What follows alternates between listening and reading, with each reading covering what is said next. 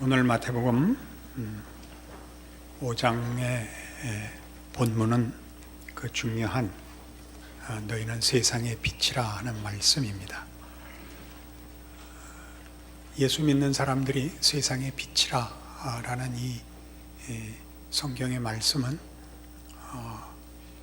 약속이며 책임이며 또 특권이며 그리고 우리의 정체와 우리의 삶을 신자로서 어떻게 살아야 하는가 하는 모든 내용들을 요약하고 있습니다.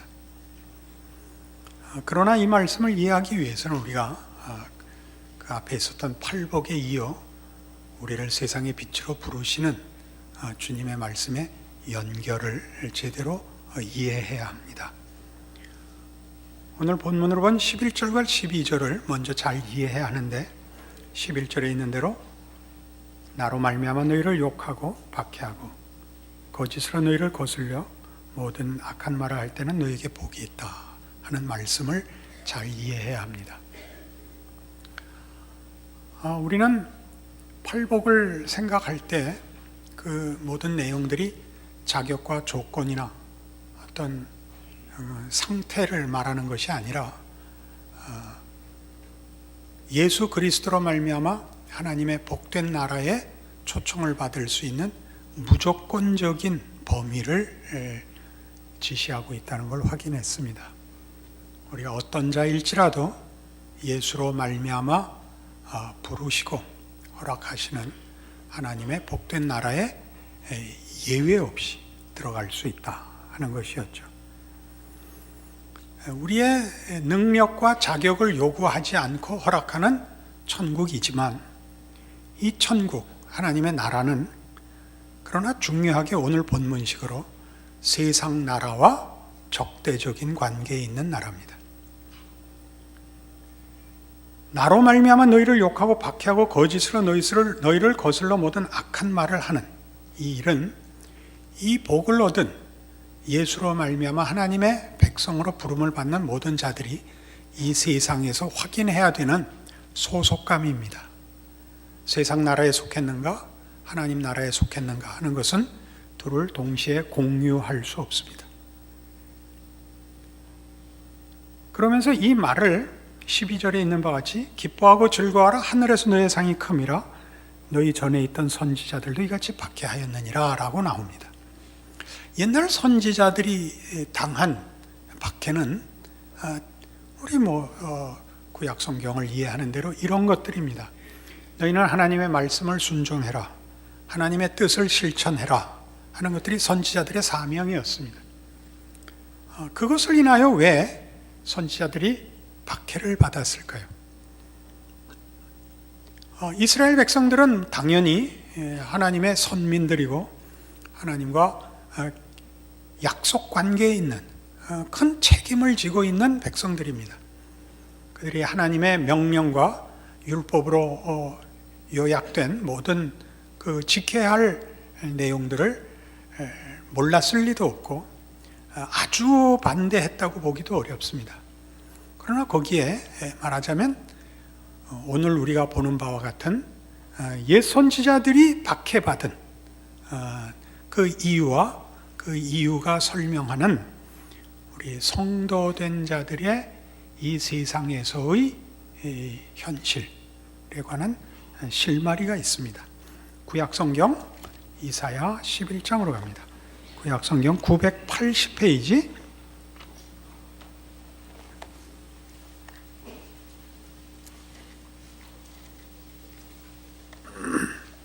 이사야 11장 1절 말씀 봅니다. 이새의 줄기에서 한 싹이 나며 그 뿌리에서 한 가지가 나서 결실할 것이요 그의 위에 여호와의 영 곧 지혜와 총명의 영이요 모략과 재능의 영이요 지식과 여호와를 경외하는 영이 강림하시리니 그가 여호와를 경외함으로 즐거움을 삼을 것이며 그의 눈에 보이는 대로 심판하지 아니하며 그의 귀에 들리는 대로 판단하지 아니하며 공의로 가난한 자를 심판하며 정직으로 세상에 겸손한 자를 판단할 것이며 그의 입에 막대기로 세상을 치며 그의 입술의 기운으로 악인을 죽일 것이며 공의로 그의 허리띠를 삼으며 성실로 그의 몸에 띠를 삼으리라. 이새의 줄기에서 나는 싹, 다윗과 그의 후손으로 지칭되는 예수 그리스도에 관한 예언입니다. 그리고 이 하나님의 기름 부음 받은 이 메시아, 그의 아들이 오셔서 성취할 하나님의 약속들입니다. 그리고 이 약속들은 이스라엘 역사 속에서 세워졌던 모든 하나님의 종들, 선지자들에게 위임됐던 동일한 내용이기도 합니다.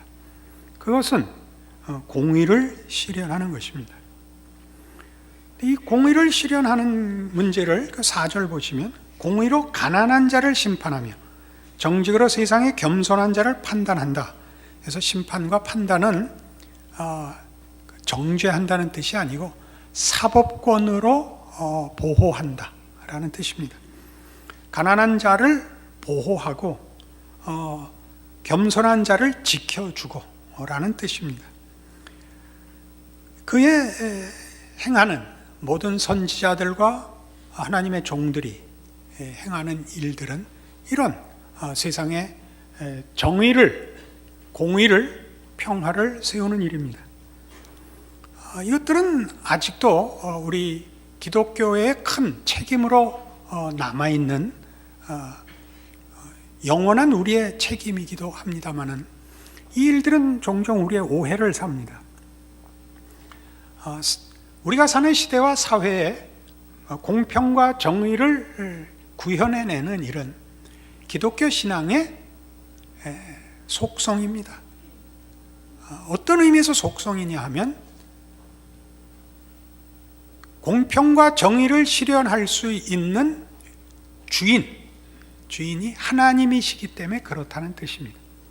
하나님은 공의로우시며 거룩하시며 그리고 자비하시고 우리를 사랑하고 복 주시는 분이라서 그런 공평과 정의를 요구하시는 분입니다. 그것이 공평과 정의라는 사회에서의 기독교 책임을 낳습니다. 여기 있는 11장 1절에서 5절의 내용도 이런 하나님의 종이 해야 하는 일, 궁극적으로 예수 그리스도께서 성취하실 일은 그 근거가 2절에 보듯이 그의 위에 여호와의 영, 곧 지혜와 총명의 영이요 모략과 재능의 영이요 지식과 여호와를 경외하는 영에 의해서입니다. 여호와를 경외하는 영에 의해서. 3절, 그가 여호와를 경외함으로 즐거움을 삼아 이 사역을 감당하는 것입니다. 우리가 지금 마태복음 5장에서 보는 너희는 세상의 빛이라 라는 선포 또는 우리의 책임은 우리의 정체성 때문에 온다는 것입니다. 어떤 정체성? 예수 그리스도로 말미암아 은혜를 입어 복음의 부름을 받아 하나님의 자녀가 된 정체성. 어떤 정체성일까요? 하나님의 주권과 통치 아래에 있다는 정체성, 그 지위와 신분 때문에 생기는 것입니다. 우리의 빛됨은 우리가 가지는 기독교 신앙의 그 내용들 속에 나오는 도덕성과 종교성 이전에 그 도덕성과 종교성이라는 것이 속성으로 그 내용되어 있는 통치자에 근거하는 것입니다. 너희는 세상의 빛이라 하는 내용은 우리 모든 신자들이 우리가 가진 신앙 고백, 예수 그리스도 안에서 가진 바 믿음의 내용들 때문인데, 그 믿음과 그 신앙 고백들은 우리를 부르신 하나님이 누구냐에 근거합니다. 예수를 보내신 하나님이 누구냐에 관한 것이며 거기에 대한 고백에서 나오는 것들입니다. 요한복음 1장에 가보십시오.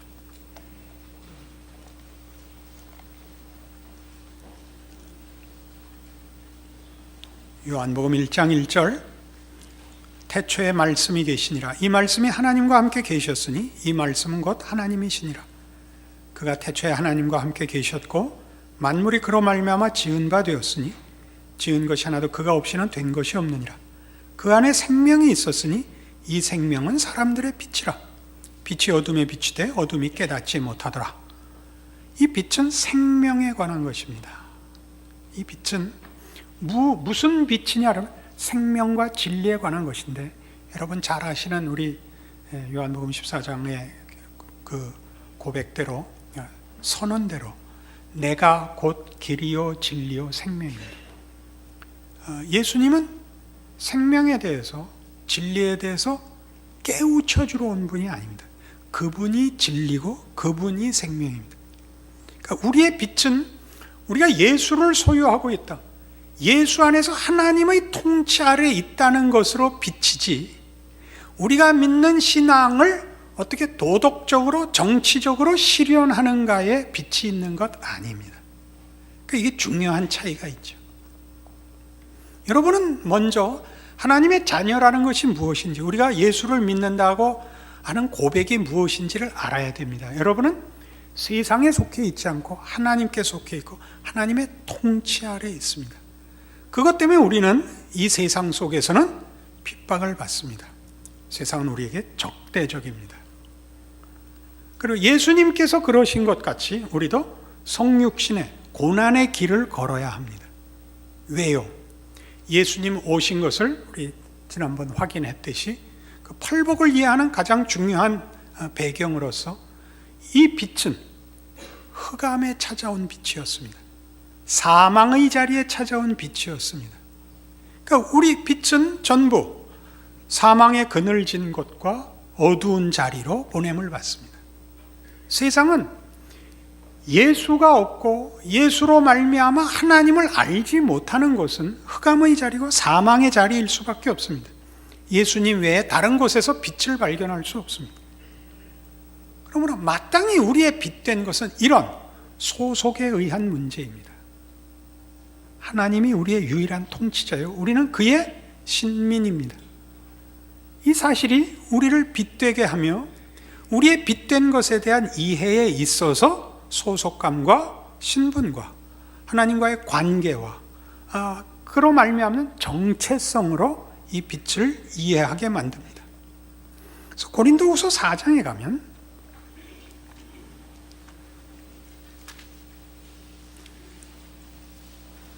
288페이지 고린도후서 4장 5절 이하에 이렇게 신자된 정체성과 그 삶을 이렇게 바울이 묘사합니다.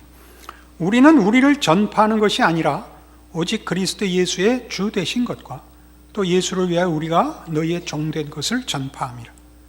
그러니까 우리가 빛된 것은 쉽게 아주 근본적으로 대조하면 예수를 믿어서 내가 어떻게 변했는가가 아니라 예수를 믿어서 내가 누구를 만났는가, 이게 전 초점이 있습니다. 물론 당연히 우리가 변하고 당연히 우리의 책임이 윤리도덕적으로 있지만 근본적인 것은 윤리도덕에서 나오는 것이 아닙니다. 하나님이 누구신가에서 나오는 것입니다. 하나님은 당연히 도덕성을 가지십니다. 윤리성을 가지십니다. 그러나 하나님은 빛이시고 진리시고 생명이시고 자비로우시고 은혜로우십니다. 그런 근본적인 속성에 도덕성과 윤리성이 있는 것입니다. 그러니까 신자의 신자된 자기 확인이 무엇을 행하고 유익하고 이전에 내가 예수를 믿는다라는 정체성으로서 자신을 확인하면 세상 안에서의 신자의 삶을 이해하고 버텨내는 데 있어서 필요한 힘에 대한 이해가 달라집니다. 지금 이 시기입니다. 우리는 우리를 전파하는 것이 아니라 예수의 주 되신 것을 전하기 위하여 이 세상에서 성육신의 삶을 삽니다. 그래서 뭐라 그래요? 또 예수를 위하여 우리가 너희의 종된 것을 전파한다 그래요. 그러니까 우리 신자된 사람들의 인생은 섬기는 인생입니다. 고달픕니다. 종이 주인보다 고달픈 것은 당연한 이치입니다. 고달픕니다. 계속 보죠. 어두운 데서 빛이 비치라 말씀하셨던 그 하나님께서 예수 그리스도의 얼굴에 있는 하나님의 영광을 아는 빛을 우리 마음에 비추셨느니라. 우리가 이 보배를 질그릇에 가졌으니 이는 심히 큰 능력은 하나님이 있고 우리에게 있지 아니함을 알게 하려 함이라. 우리의 보배는 예수 그리스도입니다. 우린 질그릇입니다. 그래서 우리가 사방으로 우겨쌈을 당하여도 쌓이지 아니하며 답답한 일을 당하여도 낙심하지 아니하며 박해를 받아도 버림받지 아니하며 거꾸로 뜨림을 당하여도 망하지 아니하고 우리가 항상 예수의 죽음을 몸에 짊어짐은 예수의 생명이 또한 우리 몸에 나타나게 하려 함이라. 우리 자신으로 증거하고 우리 자신으로 확인할 수 있는 것들은 없답니다. 예수님이 그러셨던 것처럼. 예수님이 어떠하셨는데요? 예수님은 메시아로서 대접받지 못하셨습니다. 그리고 죽으셨죠. 죽었다는 것은 세상적으로는 완벽한 실패입니다. 완벽한 실패. 우리가 예수의 죽음을 몸에 짊어지고 삽니다. 예수가 산 것 같이 살도록 부름을 받고 있습니다. 그러나 우리가 빛입니다. 우리 하나님이 예수 그리스도를 보내요. 그를 통하여 우리 모든 인류를 그의 자녀로 부르시는 것 같이 우린 그렇게 삽니다. 그래서 11절, 우리 살아있는 자가 항상 예수를 위하여 죽음에 넘겨짐은 예수의 생명이 또한 우리 죽을 육체에 나타나게 하려 함이라. 우리의 인생은 고달픈 인생일 수 있습니다. 여러분이 이 문제를 어떤 유혹 속에서 늘 이 말씀을 가지고 씨름을 하게 되느냐 하면, 내가 제대로 빈 노릇을 하면 사람들에게 효과도 있고 내가 가진 신앙과 나를 보내신 하나님의 능력의 결과를 볼 수 있지 않을까라는 유혹 속에 있을 수 있습니다. 내가 뭘 잘못해서 어디가 부족해서 나의 빛된 사명, 신자된 인생은 아무 보상이 없는가라는 문제에 여러분이 늘 직면할 수 있습니다.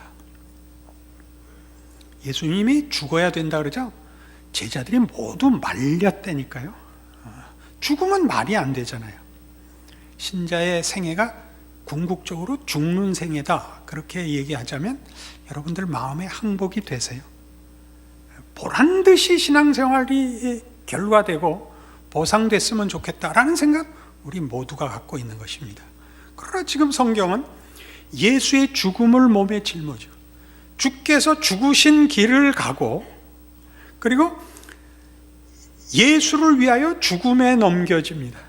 죽어야 결과가 나타나는, 마치 질그릇이 깨져야 보배가 드러나는 것 같이 부름을 받고 있답니다. 그렇게 해서 우리는 나의 믿음이라는 종교성, 우리의 신앙의 어떤 열정이 기능하는 것이 아니라 내가 예수 그리스도 안에 속했다는 것으로 기능하는 존재가 됐다라는 것을 인식해야 된다 이겁니다. 그것이 빛입니다. 그게 어떻게 빛이 되느냐?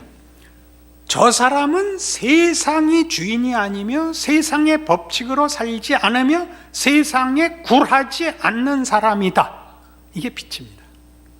저 사람은 예수로만 주인을 삼고 예수를 위하여 기꺼이 세상이 가지는 가장 큰 힘에 대해서도 굴복하지 않는다. 이게 빛이죠. 저들은 다른 것을 가졌다 이겁니다. 그 다른 것은 당연히 세상성을 가지고 확인하는 보상들은 아닙니다. 예수를 믿으니까 잘 되더라, 예수를 믿으니까 성공하더라는 아닙니다.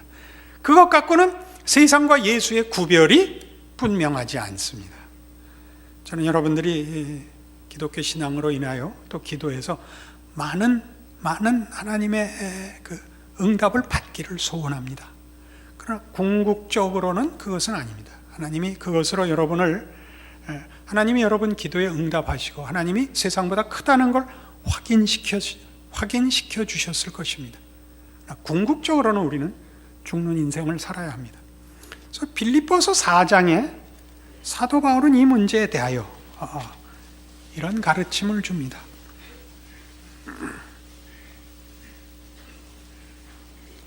(321페이지) 신약성경 빌립보서 4장 10절. 내가 주 안에서 크게 기뻐함은 너희가 나를 생각하던 것이 이제 다시 싹이 남이니 너희가 또한 이를 위하여 생각은 하였으나 기회가 없었느니라. 내가 궁핍함으로 말하는 것이 아니니라. 어떠한 형편이든지 나는 자족하기를 배웠느니 나는 비천에 처할 줄도 알고 풍부에 처할 줄도 알아. 모든 일 곧 배부름과 배고픔과 풍부와 궁핍에도 처할 줄 아는 일체의 비결을 배웠노라. 내게 능력 주시는 자 안에서 내가 모든 것을 할 수 있느니라.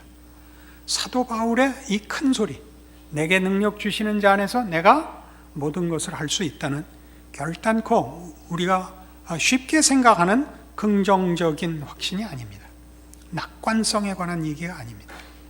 그는 지금 로마 옥중에 갇혀 있습니다. 곤궁한 처지에 있습니다. 그를 위로하러 찾아온 빌립보 교인들, 무난하차 찾아온 빌립보 교인들에게 준 답입니다. 내게 능력 주시는 자 안에서 내가 모든 것을 할 수 있다. 나는 어떤 형편에도 일체의 비결을 배웠다. 그가 하는 얘기는 이겁니다. 나는 세상을 섬기지 않고 예수를 섬긴다. 내가 섬기는 예수님이 하라는 일은 내가 무엇이든지 할 수 있다. 거기서 무엇이든지는 뭐겠어요? 무슨 꼴이라도 당할 수 있다. 내게 능력 주시는 자 안에서 나는 무슨 형편도 감수할 수 있다. 이게 신자의 현실입니다. 여러분, 당연히 이렇게 마음속에 질문이 나올 겁니다. 그렇다면 예수를 왜 믿어? 그럼 믿지 않으셔야 됩니다. 우린 바로 그 이유 때문에 믿습니다. 세상보다 예수가 더 크다는 걸 알기 때문에 믿습니다. 예수를 알게 됐기 때문에 우리는 세상에 굴할 수 없고 세상과 하나님을 겸하여 섬길 수 없기 때문에 우리는 기꺼이 세상을 포기합니다. 이 같은 문제를 고린도전서 2장에 가면 하나 더 우리가 각오해야 되는 것뿐만 아니라 우리가 사는 세상에 대해서도 가져야 하는 빛된 신자의 그 책임을 감수하기 위해 알아야 할 내용으로 사도 바울은 고린도전서 2장 1절 이하에 이 말씀을 줍니다. 형제들아, 내가 너희에게 나아가 하나님의 증거를 전할 때 말과 지혜의 아름다운 것으로 아니하였나니 내가 너희 중에서 예수 그리스도와 그가 십자가에 못 박히신 것 외에는 아무것도 알지 아니하기로 작정하였습니다. 내가 너희 가운데 거할 때 약하고 두려워하고 심히 떨었노라. 내 말과 내 전도함이 설득력 있는 지혜의 말로 하지 아니하고 다만 성령의 나타나심과 능력으로 하여 너희 믿음이 사람의 지혜에 있지 아니하고 다만 하나님의 능력에 있게 하려 하였노라. 우리는 우리 자신이 죽음의 길을 걸어야 한다, 성육신을 뒤쫓아야 된다라는 것을 감수하기로 작정해야 합니다. 기억해야 합니다. 우리가 타협하는 것이 아니라 그것이 유일한 길입니다. 게다가 우리가 그렇게 산다고 해서 세상 사람들이 우리가 하는 일이 뭔가를 알 수 있을 것이다 라는 문제에 대하여 섣부른 낙관을 해서는 안 됩니다. 그건 하나님이 하실 겁니다. 우리는 그걸 위하여 여기 고린도전서 2장에 증거된 대로 하자면 사도 바울이 고린도 교회에 갔을 때 자신의 믿음을 설명하기 위하여 상대방들을 인간적인 능력으로 항복시키려는 유혹을 물리치는 게 제일 힘들었다고 하는 고백을 기억해야 합니다. 그건 하나님만이 하십니다. 우리가 알고 우리가 해야 하는 일에 순종할 뿐이지 우리에게 능력과 우리에게 조종할 힘이 있다고 믿지 않습니다. 그가 한 대로 하자면 내가 너희 중에서 예수 그리스도와 그가 십자가에 못 박히신 것 외에는 아무것도 알지 아니하기로 작정하였다입니다. 여러분이 세상에 들어가 여러분이 만나는 모든 세상 사람들에 대해서 여러분의 판단을 내리지 마시고 이 사람들을 위해 예수가 오셨고 예수가 십자가에 죽으셨다만 기억하기로 하고 사셔야 됩니다. 사도 바울도 예수님 생전에는 예수를 따르지 않았습니다. 그를 핍박하고 그의 추종자들을 핍박하는 자였지만 다메섹 도상에서 주님 만나고 그러고야 돌아섭니다. 그의 중생은 전혀 인간적인 힘에 근거하지 않았습니다. 하나님이 하셨고 바울을 변화시키신 하나님이 우리 모두를 변화시켰고 그리고 또 얼마든지 하나님의 백성들을 불러내실 것입니다. 이것이 성경이 말하는 우리 보고 하는 너희는 세상의 빛이다입니다. 그리하여 거기서 말하는 너희 착한 행실을 보고 너희 착한 행실을 보고 모든 사람으로 하나님 아버지께 영광을 돌리게 하라가 등장하는 것입니다. 하나님께 보내야 하는 영광은 우리가 한 일의 효과, 대단함으로 받는 영광이 아니라 하나님이 누구신가를 아는 영광이 되는 것이죠. 하나님이 누구신가를 아는 영광. 하나님의 자녀가 되고 하나님 앞에 부름받는 자들이 세상이 제시하고 세상이 위협하고 세상이 약속하는 모든 것을 기꺼이 외면하는 것으로 하나님과 하나님을 따르는 자의 다름을 저들이 최우선적으로 직면하게 될 것입니다. 그 일을 해내지 않는다면 우리는 빛이 아닙니다. 우리는 얼마나 쉽게 우리가 가진 열심과 헌신, 진심 때문에 나 스스로의 하나님의 자녀된 정체성과 또 내가 하나님을 향하여 드리는 헌신들이 보상받아야 된다고 생각합니다. 그것이 우리를 어두운 데로 보냄을 받는 성육신의 길을 방해합니다. 우리는 되는 대로만 갑니다. 되는 것만 하고 우리가 전혀 이해할 수 없는 대로 인도하시는 하나님을 우리는 이해하지 못합니다. 평생을 신자로서 살았는데 신자다운 보상을 안 해주실 수 있습니다. 여러분 납득이 되십니까? 그냥 그렇게 살다 죽으라고 할 수 있습니다. 우리의 자랑은 내가 얼마나 유능한가가 아니라 하나님을 아는 것 자체에 있습니다. 하나님의 자녀라는 것 자체, 하나님이 누구신가를 아는 것 자체, 성경적으로 얘기하면 이렇습니다. 이사야 42장에 구약성경 1018페이지에 이렇게 이 문제를 성경은 분명하게 못 박습니다.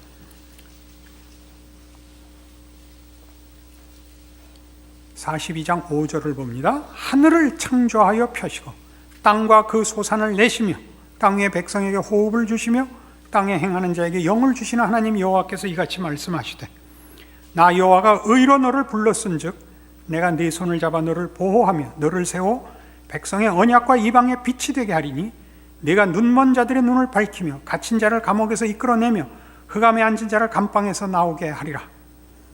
이 빛은 모든 선지자들이 가졌던 위임받은 사명이며 직임이며 책임이며 예수 그리스도 안에서 궁극적으로 성취되는 또는 그 주인이신 예수 안에서 일어난 일이며 우리 모든 성도들에게 허락된 겁니다.